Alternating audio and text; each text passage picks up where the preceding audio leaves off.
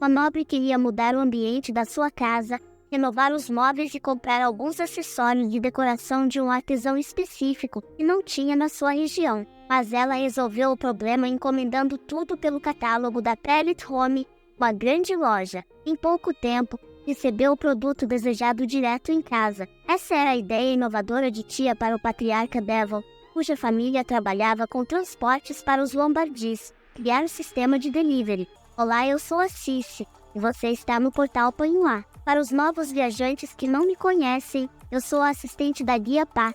De vez em quando assumo as viagens nos portais. E hoje trago uma novidade. Agora temos lojinha na Amazon, onde você compra produtos legais sem nenhum custo adicional. E assim ajuda nosso portal a se manter financeiramente em pé, porque está caro a manutenção desse corpinho aqui. Outra forma de ajudar é deixando seu like, inscrevendo-se no portal. Você pode entrar no clube de membros e compartilhar nosso portal com mais pessoas. Agradecemos muito. Agora me sigam, porque o portal abrirá, hein?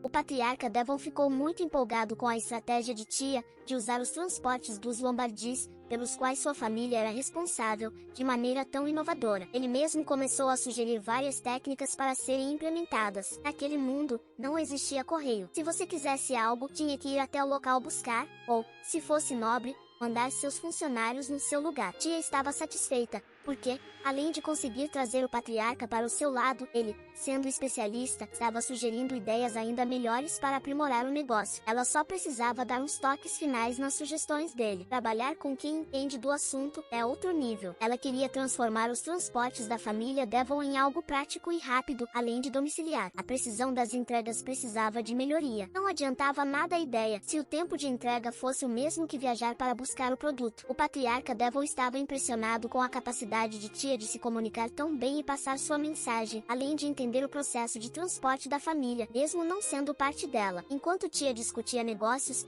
a imperatriz estava focada em seus planos para transformar o filho, Astana, no próximo imperador. Ela organizou um banquete para receber o chefe da família Ivan do Norte. A imperatriz mencionou o interesse de Astana em caçar lobos no território do norte, porque ele era fã dessa atividade horrível. Aproveitando isso, a mãe queria que o patriarca temporário da região permitisse que o filho passasse uma temporada na mansão da família Ivan. Claro que o homem aceitou. A imperatriz fez questão de sugerir que aquela família era forte e protegia o norte do grande império. Astana, no entanto, estava começando a odiar como a mãe criava estratégias e o fazia seguir tudo como se ele fosse uma criança incapaz de tomar decisões. Lavigne continuou bajulando, lembrando o patriarca da amizade entre os Angenas e os Ivan. O homem, sem graça, mostrou total apoio, já que os Angenas estavam patrocinando suas ideias na região. Graças a isso, ele também ganhava pontos contra seu irmão, para se tornar o futuro patriarca. Com um sorriso falso no rosto, a imperatriz expressou seu descontentamento com a quantidade de madeira que recebia do norte para construir mansões luxuosas e outras coisas,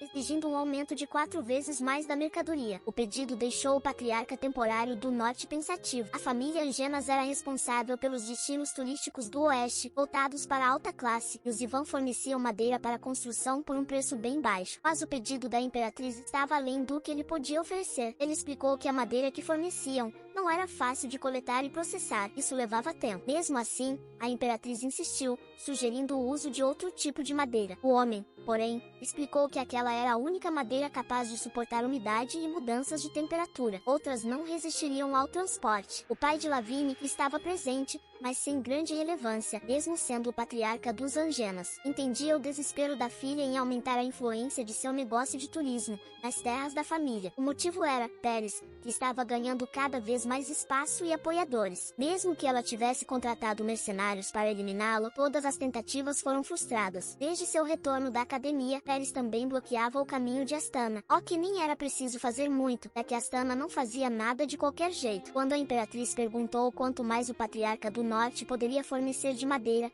ele disse que apenas o dobro. Ela, é claro, fez uma cara de desgosto. O climão se instalou no salão do banquete. A imperatriz precisava de muito mais do que o que lhe foi oferecido, mas, Como quem sofre de dupla personalidade, ela logo voltou ao seu sorriso falso e aceitou o dobro de madeira prometido. Mais tarde, sós com seu pai, a imperatriz revelou toda sua irritação com a situação. Para ela, o patriarca temporário da família Ivan do Norte era um incompetente por não atender suas expectativas com as madeiras. O pai tentou acalmar a situação, sugerindo que poderiam procurar outras famílias que plantassem a árvore riba. Apesar de os Ivan do Norte serem os maiores produtores, havia famílias menores que também cultivavam. Ele se prontificou a contatar esses grupos para conseguir o restante da madeira. Ainda assim, Lavigne não estava satisfeita. Além de querer que o pai seguisse com essa ideia, também o pressionou a ir pessoalmente ao território do norte para garantir o recebimento da madeira. O homem ficou chocado, porque isso não era algo que um patriarca deveria fazer, mas, mesmo assim, ele obedeceu. A imperatriz sabia que seu pai era fraco para ocupar tal cargo, então ela tomou as rédeas da situação. Agora uma opinião pessoal minha, pá, sobre a Imperatriz. Vou passar meio pano para ela. Ela é má, nós sabemos, mas há certos aspectos que ela tem razão de ser vilã. Ela nasceu em uma sociedade totalmente patriarcal, onde mesmo ela sendo uma excelente administradora, ela não poderia ser a chefe da família, simplesmente por ser uma mulher. E esse título passou automaticamente para seu irmão, que era totalmente incompetente. Mas, por ser homem, ele tinha esse direito. Então, para ela ter qualquer tipo de poder, ela aceitou se casar sem amor nenhum com um homem nojento, que era Ioannis, pois ele a desprezava desde o início, para obter o poder que o cargo de imperatriz dava a ela. Uma posição que dava respeito e poder, e só por causa dessa posição que o pai dela obedecia. Então eu tenho uma certa simpatia por ela, porque eu penso nos dias de hoje, essa mulher seria uma tremenda CEO de uma grande multinacional. Enquanto isso, Derivan relatava para a tia que o novo negócio dela com a família Devon nem tinha começado ainda, mas já estava na boca do povo. Depois de assumir seu direito como descendente direta da família, ela não perdeu tempo. Tia revelou que a curiosidade sobre ela era por ser tão jovem e já estar empreendendo. Esse tipo de rumor não era ruim, pois ajudaria na divulgação do empreendimento quando estivesse ativo. Então,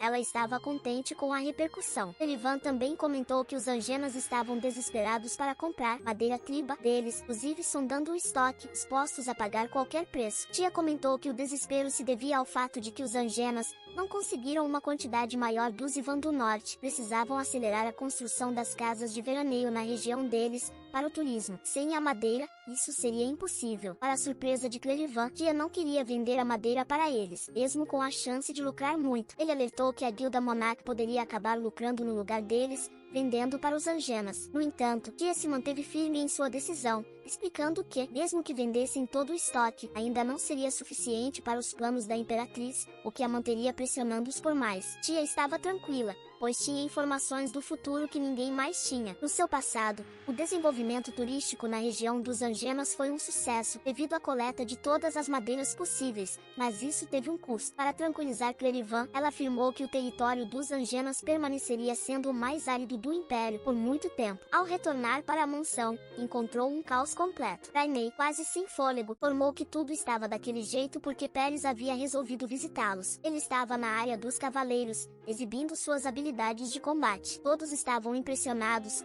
pois ninguém conseguia acompanhar seus movimentos rápidos ou apenas viam as espadas caindo quebradas no chão. Sem arrogância, Pérez ainda dava dicas sobre como melhorar a pureza da aura dos cavaleiros, como se fosse o treinador deles. Os cavaleiros estavam animadíssimos com sua presença. O Lord Devon, marido de Laurie e chefe dos cavaleiros, pediu que o treinamento terminasse, mas Pérez parecia disposto a continuar. Quando soube que Firentia estava há algum tempo assistindo tudo, ele imediatamente concordou em encerrar. Então, foi até ela todo carinhoso, com um sorriso no rosto. Tia perguntou o que ele tinha ido fazer lá. Pérez explicou que tinha ido para um duelo com os gêmeos, mas como eles não estavam em casa, acabou passando o tempo com os cavaleiros. Ela apresentou o primo mais uma vez para Pérez. O garoto ficou radiante ao descobrir que o príncipe sabia seu nome. Tia o convidou para conversar no quarto. Pérez já ia indo sem se despedir dos cavaleiros, então ela o mandou avisá-los que estava saindo. Obediente, ele avisou aos caras. O marido de Laurie só observava a cena sorrindo, o que deixou Tia confusa. Era um marido obediente, olhando para outro. Pérez, todo animado, perguntou por que o primo estava indo junto, já que ele pensava que ficariam a sós. Olha como esse príncipe tá sem vergonha. Enquanto isso, Liese não estava gostando nada daquela animação no pátio. O patriarca dos Angemas comentou com ele sobre a sociedade de Tia com o patriarca dos Devon. Ele deveria ficar atento a ela. Viese achava um absurdo uma filha ilegítima ter esses direitos, especialmente porque, em sua cabeça cheia de ilusões, seu filho Belazaki seria o futuro patriarca da família. Ele também se incomodou ao perceber que seu sobrinho, Prenny, era próximo do segundo príncipe. John, o secretário de seu pai, entrou na sala informando que os preparativos para a reunião mensal da família estavam completos. Ao ver a mesa do pai, Viese ficou furioso, lembrando que já havia exercido o poder de patriarca quando seu pai esteve doente. Ele prometeu a si mesmo que tomaria essa autoridade de volta, acreditando que o cargo era dele por direito desde o nascimento. A própria Barbie da meritocracia, tendo o lugar de galã vazio, Viese perguntou por que o irmão mais novo não estava presente. Chananeti informou que ele estava resolvendo assuntos importantes em sua propriedade em Chesaili, sem perder a oportunidade. Viese disse que, agora que o irmão tinha uma propriedade própria, não deveria mais receber dinheiro da família. O pai o cortou rapidinho, lembrando quem era o verdadeiro dono do dinheiro, dizendo que aquilo não era da conta dele. E ainda jogou na cara que Viese, ele também recebeu dinheiro da família Lombardi durante um ano, passou no território dos Angemas, sem nenhum motivo aparente. E hipócrita. O Lucky então trouxe à tona as pretensões de filentear com os Devons e perguntou se Viese tinha algo a dizer. Com birra,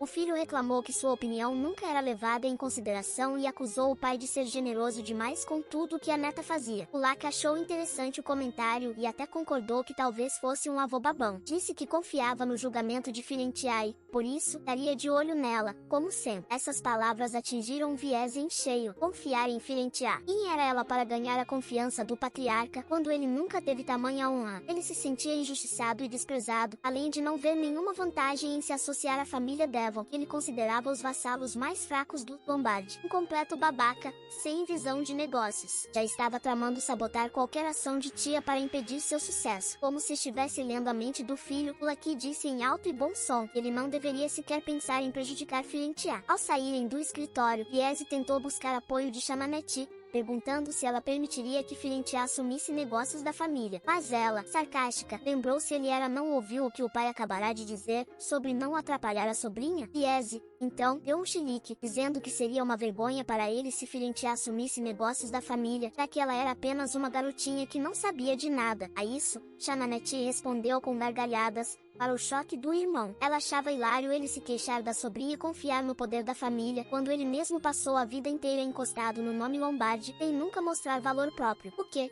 claro, ele não gostou de ouvir. Chananeti, ainda rindo, disse que Filentiai tinha direito, e eles não tinham controle sobre isso. Mas Viese insistia, dizendo que era um perigo Filentiai usar seu direito de sucessão porque ela era apenas uma garotinha. Cansada, Chananeti foi direta. Toda aquela preocupação dele era, na verdade, medo de Filentiai se tornar uma concorrente ao posto de chefe da família. Ele, claro, não foi homem o bastante para admitir que ela estava certa, ou lá insistindo que não tinha medo nenhum. Nossa deusa, Chananeti então deu um conselho de ouro, que ele parasse de se preocupar com a sobrinha e focasse em melhorar a si mesmo. Se quisesse ter uma chance, esse seria o caminho. Viese não conseguia parar de temer Filentiai ganhando poder, foi chorar com a esposa. Ele achava que o pai estava ficando senil com a idade, pois já havia cometido o erro de aceitar uma garota de origem plebeia na família, e agora dava a ela o direito de sucessão para interferir nos negócios. A esposa mencionou ter ouvido boatos de que Filentiai queria fazer algo relacionado a entregas, afinal, a família Devon servia para isso, entregar coisas. Mudando de assunto, ela disse que havia uma carta da Imperatriz para ele. Na carta,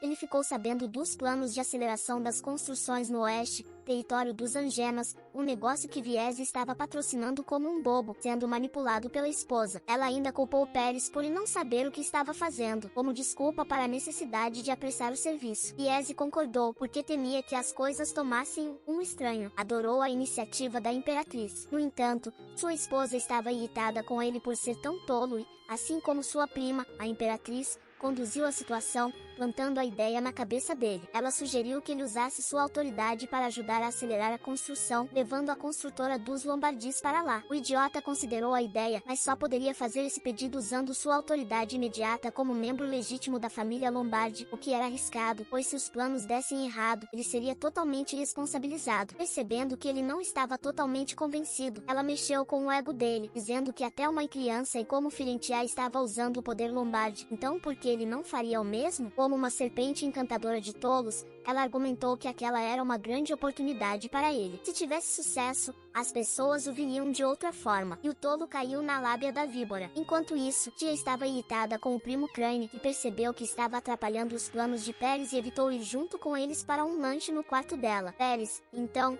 admitiu que não estava lá por acaso, tinha algo para entregar. Ele simplesmente esculpiu um pato em um diamante, só porque viu uns patos fofos passando. O diamante era enorme, o que significava que foi caríssimo. Ele o usou para esculpir. Tia ficou abismada. Ela pensou que, se mostrasse aquela obra para seu artesão de diamantes, o pobre coitado ficaria deprimido. Afinal, esculpir diamante, uma pedra tão dura, era muito difícil. Paris fazia isso como hobby, usando sua aura de espada só para presenteá-la com algo exclusivo. Tia achou que já estava na hora de Paris parar de enchê-la de presentes e resolveu mostrar o quarto em sua residência. Estava entupido de presentes dele, desde cartas até bonecos esculpidos por ele mesmo, a ponto de não caber mais nada. Era muita coisa, mesmo, durante anos. Mas, em vez de ficar chocado por ter passado dos limites, Paris ficou agradecido ao saber que ela guardava tudo com cuidado e até dedicou um espaço exclusivo para seus presentes. Tia ficou sem jeito, ainda mais depois dele dizer que aqueles presentes foram feitos para ela,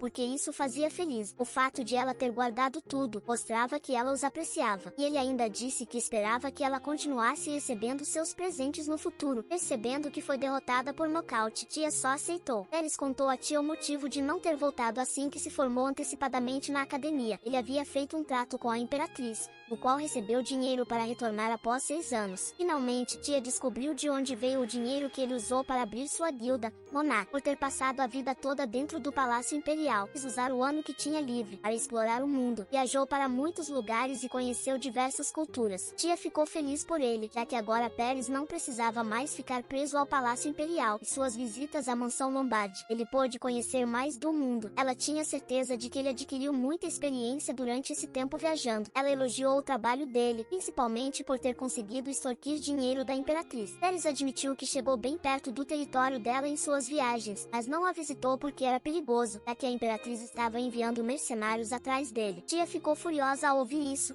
não só pela ousadia da Imperatriz, mas também pelo fato de Paris falar sobre a situação como se fosse algo trivial. Ela reclamou que ele não demonstrava medo e via a gravidade da situação, agindo como se sua vida não tivesse muito valor. Por isso, essas coisas aconteciam. Ela ficou realmente brava. Mesmo assim, Paris reagiu às broncas de Tia com uma risada, pois ficava muito feliz toda vez que ela demonstrava preocupação com ele. Ela tentou convencê-lo de que estava falando sério, mas ele a tranquilizou, dizendo que ela não precisava se preocupar, pois ele sobreviveria. Afinal, quando eles se conheceram, ela havia pedido para ele sobreviver, e ele cumpriria essa promessa. Tia ficou sem reação ao perceber que ele ainda lembrava da promessa de infância e se sentiu ainda mais ansiosa para tirar a Imperatriz e Astana de circulação. Paris viver em paz. Ela quase deixou escapar que sabia que ele era o líder da Guilda Monarch quando mencionou que tanto ela quanto ele estariam ocupados nos próximos dias. Paris achou que ela falava do negócio iniciado em nome dos Lombardis, mas não entendeu porque ele também estaria ocupado. Tia desviou o assunto, dizendo que era por conta das reuniões do conselho,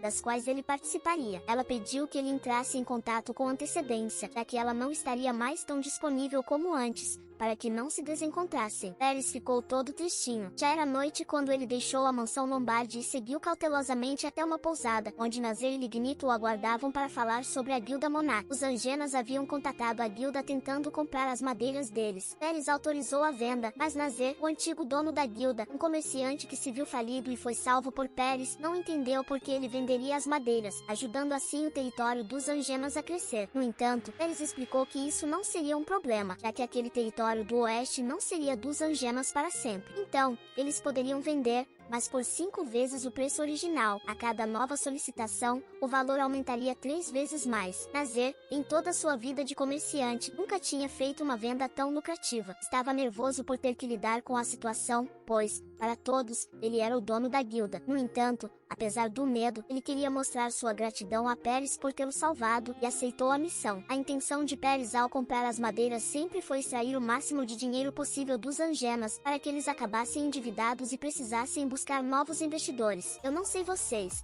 mas amo histórias com vingança, onde os humilhados são exaltados. Falir os Angemas é uma jogada magnífica, na minha opinião. Essa família merece. Eles está pegando até leve, comparado às tentativas de tirar sua vida. E vocês, o que acham? Comentem, quero saber. Nos despedimos aqui, mas nos vemos na próxima. Bye bye!